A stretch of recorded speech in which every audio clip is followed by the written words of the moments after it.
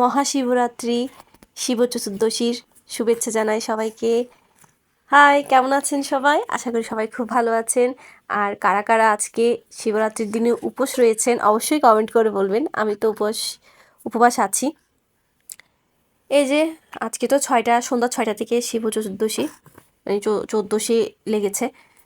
এরপরে সন্ধ্যার আসন দিয়ে তারপর স্নান করাতে চলে আসছি। আর এটা আমাদের ঘরেরই শিব, আমার বাবার বাসায় আমার মাদেরই শিব আছে আমাদের মানে আসনে।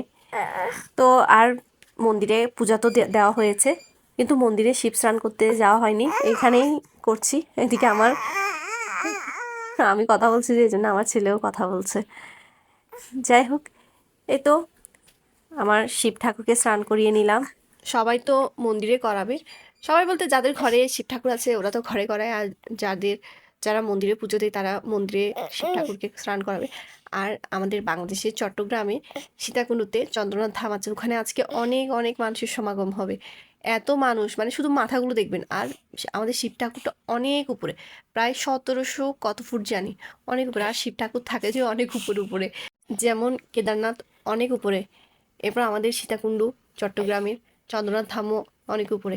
তো আজকে যারা উপোস আছে বা অনেকে খেয়ে যায়, যেমন আমার হাজব্যান্ডও গিয়েছে, কিন্তু সে তো উপবাস টুবাস থাকে না, এমনিতেই ঘুরতে গেছে আর কি। যাই হোক, তো এই আজকে শিব চতুর্দশীর দিন শিব ঠাকুরকে দর্শন পাওয়া, শিবের মাথায় জল ঢালা অনেক ভাগ্যের ব্যাপার।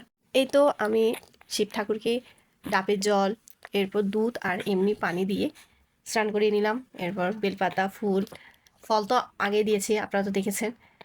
আর আপনারা কারা কারা উপবাস আছেন একটু অবশ্যই কমেন্ট করে বলবেন। আর আপনাদের শিবরাত্রি পুজো কেমন যাচ্ছে কমেন্ট করে বলবেন, আমারও জানতে ইচ্ছে করে আপনাদেরও কেমন যাচ্ছে শিবরাত্রি পুজো, আর কারা কারা উপবাস আছেন অবশ্যই কমেন্ট করবেন।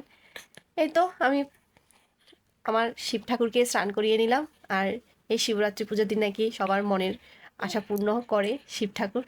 তো প্রার্থনা করি সবার মনের আশা পূর্ণ করুক, সবাই ভালো থাকুক, সুস্থ থাকুক। এই হচ্ছে আজকের শিব ঠাকুরের কাছে যাওয়া।